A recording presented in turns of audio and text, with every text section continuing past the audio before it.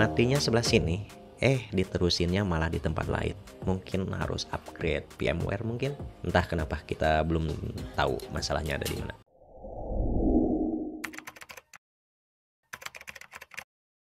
Halo insan Bangor, Belad Ngoprek, selamat datang kembali di channel YouTube kita. Saya Ibtada dari CNC Store Bandung dan Monster Chip Indonesia. Kali ini kita akan bahas atau mereview salah satu 3D printer yang cukup basic dan harganya pun terbilang murah, gak sampai 3 juta rupiah, yaitu Creality Ender 3. Sebenarnya kita ada 3D printer yang harganya 8 kali lipat dari si Ender 3 ini, tapi jujur kita lebih tertarik untuk membeli lagi yang murah meriah si Ender 3 ini. Alasannya cukup sederhana, kita itu senangnya ngoprek, pengennya beli barang itu yang bisa di-upgrade, dipelajari, dimodifikasi, dan karena murah juga nanti kalau rusak nggak begitu sayang juga, nanti lebar. Itu sebabnya kita putuskan beli si Ender 3 yang paling basic, yang belum di-upgrade seperti Ender 3 Pro atau Ender 3 P2. Sebenarnya 3D printer yang basic yang harganya murah di pasaran itu cukup banyak. Ada dari Anycubic, Anet, Kingron, Sopol, Sunlu, dan masih banyak lagi. Tapi nggak tahu kenapa kita lebih milih ini. Mungkin karena banyak yang pakai dan banyak tutorialnya. Dan katanya ini adalah 3D printer yang paling murah, yang paling reliable.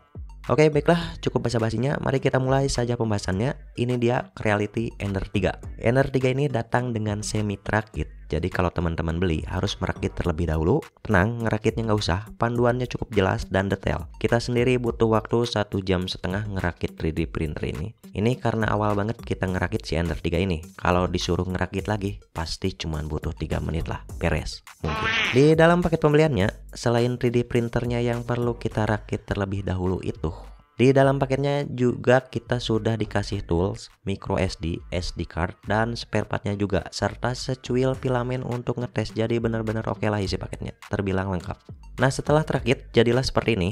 Pertama kita bahas dulu spesifikasinya. Untuk dimensi cetaknya dari si Ender 3 ini, kita bisa mencetak dari ukuran 22 cm x 22 cm dengan tinggi hingga 25 cm. Ya, itu ukuran standar dan pas aja untuk mencetak berbagai macam kebutuhan kita. Untuk bahan cetak memakai filamen ukuran 1,75 mm, filamen standar yang banyak digunakan di pasaran. Lanjut ke bagian nozzle dan hot end. Nozzle bawaan pada 3D printer ini berukuran 0,4 mm. Ini adalah ukuran yang paling banyak digunakan. Teman-teman bisa ganti ke ukuran 0,2 sampai 0,6. Sesuaikan saja dengan kebutuhan, enggak juga nggak apa-apa. Untuk hot end panasnya bisa mencapai 260 derajat Celcius. Secara teori ini juga udah bisa mencetak berbagai bahan filamen seperti PLA, ABS, TPU, PTG, serta yang lainnya. Tapi itu secara teori. Nah, hot end ini tugasnya untuk melelehkan filamen atau bahan cetak. Lanjut ke bed, build belt atau build talk atau alas cetak lah kita menyebutnya. Untuk bednya itu ukurannya ada di 235 mm dikali 235 mm. Karena ini adalah Ender 3 biasa, bukan Ender 3 Pro atau Ender 3 versi 2. Jadi bednya itu yang biasa, bukan tipe yang magnetik, sehingga harus pakai jepitan seperti ini. Bahannya juga biasa, terbuat dari fiberglass. Kalau teman-teman nanya apakah ada auto bed levelingnya, nggak ada. Bed levelingnya manual. Ini seninya 3D printer yang paling basic, bed levelingnya manual. Ngeles sih sebenarnya. Oh ya, jadi bednya ini sudah ada pemanasnya juga di bagian bawahnya. Tujuannya agar membantu filamen tetap menempel pada bednya sewaktu mencetak. Untuk panas bednya bisa mencapai 110 derajat Celcius. Ini udah lebih dari cukup. Secara teori panas bed ini udah sangat cukup untuk membantu mencetak bahan PLA, ABS, PTG, bahkan TPU secara teori. Untuk pengaturan bed levelingnya memakai spring atau per seperti ini. gunanya nanti untuk bed leveling. Nah, di Ender 3 yang kita ini sebenarnya build bednya dan springnya sudah kita ganti memakai kaca, dan untuk pernya kita ganti dengan jenis karet. Kenapa kita ganti? Karena kita ngalamin masalah, jadi dudukan bednya itu agak menggembung di bagian tengahnya kalau lagi panas, sehingga agak menyusahkan kita untuk bed leveling. Jadi bagian pinggirnya sudah oke, pas di bagian tengahnya terlalu dekat, makanya kita langsung ganti. Ini mungkin part yang pertama yang langsung kita ganti. Lanjut ke bagian extruder. Untuk extrudernya sendiri, dia itu terpisah seperti ini. Jadi buat teman-teman yang belum paham, extruder ini adalah part 3D printer yang fungsinya untuk mendorong filamen atau istilahnya extraction, atau menarik filamen istilahnya retraction. Sekali lagi, fungsinya untuk mendorong atau menarik filamen ke hot end dan nozzle. Tipe extruder yang terpisah seperti ini dinamakan Bowden extruder atau long extruder. Sedangkan tipe lain adalah direct extruder. Jadi kalau direct itu antara pendorong filamen, hot end dan nozzle itu menyatu jadi satu kesatuan. Nah, karena extruder si Ender 3 ini adalah tipe Bowden extruder atau terpisah seperti ini, maka sudah dipastikan akan kesulitan kalau teman-teman ingin mencetak bahan yang fleksibel seperti TPU. LCD-nya seperti ini, ya terlihat jadul, nggak berwarna. Tapi asal teman-teman tahu aja, ada kok 3D printer yang mahal yang LCD-nya masih kayak gini, seperti Prusa MK3S yang harganya belasan juta, tepatnya di 16 jutaan. Buat teman-teman yang sudah terjun lama di 3D printer pasti tahulah Mamang Prusa itu siapa. Hi, my name is Joe Prusa. I'm the creator of Prusa i3. Kualitasnya emang bagus sih, wajar mahal. Untuk controller, merubah setting, mengakses menu, dia memakai puter-puteran seperti ini. Ini memakai rotary encoder, dan ini responsif banget. Selain diputer-puter, ini juga bisa ditekan sebagai perintah enter. Lanjut ke aplikasi. Aplikasi bawaan yang sudah disertakan adalah Reality Slicer. Tapi kita nggak pakai itu, kita terbiasa pakai Cura Slicer. Soalnya ya terbiasanya pakai itu. Jadi interface-nya kita udah hatam banget kalau pakai Cura Slicer. Sebenarnya untuk slicer mau pakai bawaan atau pakai Cura Slicer atau bahkan bambu slicer juga bisa kalau si Ender 3 ini. Saking terkenalnya ini 3D printer, aplikasi pabrikan lain pun punya profil buat si Ender 3 ini. Ya karena Ender 3 ini open source. Oke, untuk bagian-bagiannya udah kita bahas semua. Sekarang kita akan mulai coba untuk ngeprint sebagus apa kualitas cetaknya. Apakah bagus, biasa saja, atau malah nggak kepake sama sekali. Oke, di pengujian ini kita akan mencetak berbagai objek. Pertama kubus XYZ, kemudian kapal Kunkka atau 3D Benji. Kita nggak tahu kenapa 3D Benji ini sering banget dipakai untuk menguji kualitas 3D printer. Kalau membahas 3D printer, pasti aja ngeprint objek ini. Nggak lengkap kayaknya kalau punya 3D printer belum pernah ngeprint kapal Kunkka ini. Kemudian terakhir kita akan mencoba ngeprint barang-barang yang agak nyambung dengan barang-barang yang kita jual, seperti case LCD, bikin miniatur palang parkir, dan lain-lain. Oke, berikut ini adalah proses dan hasil untuk kubus XYZ. Oh ya, mungkin buat teman-teman yang masih awam atau masih mau belajar 3D printer, di sini akan banyak istilah yang kita pakai untuk menjelaskan hasil printnya. Tenang aja, nanti kita akan paparkan dalam bentuk teks di sela-sela video apa itu maksudnya. Dan ini dia hasilnya. Jujur ini hasilnya cukup rapih, beneran impresif. Memang bagian yang sudut ke bawah ini agak sedikit kurang rapih, entah di bagian cooling atau overhang. Nanti kita akan coba setting. Di bagian Y ini luar biasa rapih, minim ringing dan ghosting hampir gak ada malah. Di bagian Z juga cukup rapih, gak ada isu yang fatal. Di bagian ini ada sedikit sisa, itu mungkin stringing yang tertimpa. Terlihat juga gak ada layar shifting, minim wobble, pokoknya oke sih ini, impresif. Serius ini lumayan banget. Teman-teman bisa lihat ini. Ini termasuk rapih. Kenapa kita bilang demikian? Karena banyak hasil print pakai 3D printer yang lebih mahal dari Ender 3 ini. Keluarannya juga lebih baru, tapi hasilnya seperti ini, butut.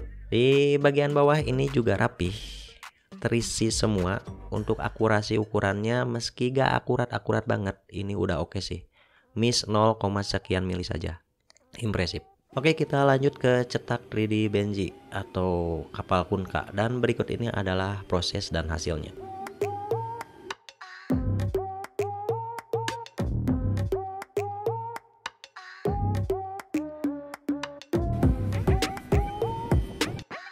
Ini di hasilnya. Pertama kita lihat bagian skin. Ini rapih juga, impresif. Ini bagus, hasilnya berkilau. Di bagian ini ada bintik-bintik, biasanya ini akibat titik permulaan awal ngeprint. Bisa kita hilangkan di setting, nanti entah pakai retract atau SIM corner atau ganti micro SD, malah mungkin ganti power supply. Entahlah, nanti kita akan coba lihat apa yang salah. Bagian bawah tulisannya masih terbaca jelas dan cukup rapih. Nah, di bagian ini banyak sekali stringing. Stringing itu ya ini seperti apa ya? Seperti sisa printan. Ini harus dikalibrasi lagi, entah pakai retraction, entah kalibrasi suhu atau speed.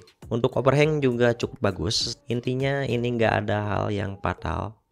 Satu-satunya yang cukup disayangkan adalah bagian ini. Tapi bukan berarti ini printer jelek, karena rata-rata 3D printer yang pernah kita coba juga bagian ininya nggak bagus. Oh ya, waktu yang dipakai ngeprint si kapal ini adalah 1 jam 40 menit, hampir 2 jam.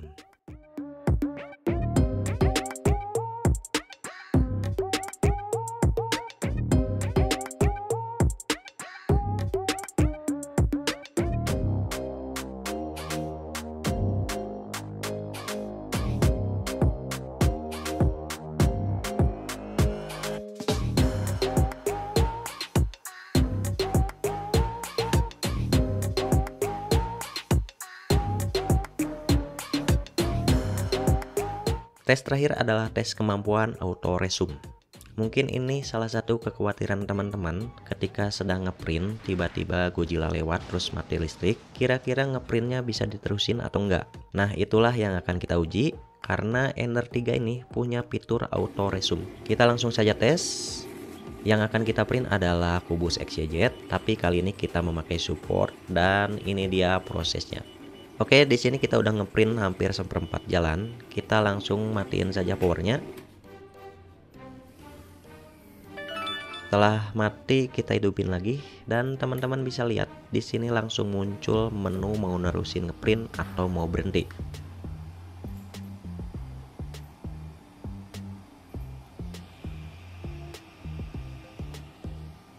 Kita pilih terusin aja dan kita lihat apakah berhasil atau tidak. Dan kelihatannya ternyata bisa teman-teman, meskipun kita nggak tahu hasilnya kayak gimana, karena biasanya 3D printer yang murah kayak gini meski bisa resam hasilnya nggak bagus, tapi kita lihat aja sampai beres. Dan ya ini dia hasilnya. Sengaja kita pakai support untuk melihat kemampuan resam si 3D printer ini, karena bagian support itu yang paling riskan gagal di print. Resamnya ternyata berhasil meskipun ya hasilnya gini, seolah-olah terbelah, mirip seperti masalah layar shifting atau malah clogging kalau ini. Tapi ya ini lumayan lah daripada nggak ada fitur resume-nya. Walaupun dari 5 kali percobaan ada 2 yang gagal resam, entah kenapa. Ini video salah satu yang gagal resam. Matinya sebelah sini, diterusinnya malah di tempat lain. Mungkin harus upgrade VMware mungkin. Entah kenapa, kita belum tahu masalahnya ada di mana. Oke, baiklah lanjut ke kesimpulan. Apakah 3D printer ini bagus? Jujur, 3D printer ini untuk pemula kita bisa bilang bagus. Malah di kelas antusias 3D printer murah, menurut kita ini adalah salah satu yang terbaik. Kita udah nyoba beberapa 3D printer di kelasnya, tapi ini yang menurut kita paling oke. Bahkan ada 3D printer yang jauh lebih mahal dari ini, tapi hasilnya nggak sebaik ini. Kira-kira 3D printer ini cocok buat siapa? 3D printer ini sangat cocok buat teman-teman yang pemula. Tapi ternyata meski demikian, gak sedikit juga jasa cetak 3D printer yang pakai Ender 3 ini. Ini membuktikan si Ender 3 ini termasuk 3D printer yang paling reliable di kelasnya, terutama di kelas 2 sampai 3,5 jutaan. Fiturnya lengkap, hasilnya gak malu-maluin, cocok untuk semua orang yang memiliki rasa ingin tahu yang tinggi, keuletan, kesabaran, dan ingin belajar tentang 3D printer. Kenapa perlu kesabaran, keuletan, rasa ingin tahu, dan ingin belajar itu penting di 3D printer, apalagi kalau mesinnya basic seperti ini. Karena kalau kita nyetak beda bahan atau beda filamen, maka beda lagi settingannya. Beda merek filamen kadang beda lagi settingannya. Bahkan satu merek cuman beda warna, hasilnya juga bisa beda dan harus setting lagi. Beda desain pun terkadang beda lagi settingannya. Dan untuk ngerti setting-setting profil pengeprintan, ya mau nggak mau kita dipaksa buat belajar dan uji coba. Apalagi kalau 3D printer yang kita pakai kelas antusias seperti ini. Untuk kekurangan 3D printer ini, pertama masalah yang akan teman-teman temui adalah masalah kesabaran. Jujur 3D printer kelas basic seperti ini ngeprintnya lama, mau dicepetin tapi hasilnya bisa jadi kurang bagus. Jadi harus milih mau agak cepat atau mau bagus. Masalah kedua, ini banyak banget isunya adalah masalah seperti ini. Ini masalah error pembacaan suhu dan ternyata kita mengalaminya juga. Apakah value for money-nya sesuai dengan harganya yang segini? Kita bilang ya sesuai. Jujur ini 3D printer basic yang cukup bagus dibandingkan dengan 3D printer basic lainnya yang pernah kita coba. Salah satu yang terbaik malah. Tapi bicara tentang value for money, kalau teman-teman punya budget lebih, kita sarankan beli Ender 3 P2 atau Creality CR6 SE. Itu adalah Ender 3 yang sudah di-upgrade banyak dan nilai upgrade-nya lebih murah dibandingkan jika teman-teman upgrade sendiri. Ya kecuali kalau budgetnya pas-pasan ya beli aja Ender 3 ini. Untuk membuktikan apakah 3D printer ini bagus, next video kita akan bandingkan dengan 3D printer yang sudah ada di kita yang harganya 8 kali lipat dari ini. Ini dia 3D printernya, dibeli tahun 2018, udah tua memang si 3D printer ini. Di zamannya ini adalah 3D printer yang masuk top list pada saat itu. Harganya itu 24.500.000, membagongkan emang harganya. Tapi sebelum versusnya tentu kita akan mereview dulu si 3D printer ini, baru nanti kita akan versus. Tunggu saja videonya. Oke, baiklah teman-teman, itu saja video kali ini. Jika ada kesalahan atau kekeliruan, mohon koreksinya di kolom komentar. Dan jika ada pertanyaan dan tambahan, juga silahkan cantumkan saja di kolom komentar. Saya Ibtada dari CNC Store Bandung dan Monster Chip Indonesia. Hatur nuhun dan salam ngoprek.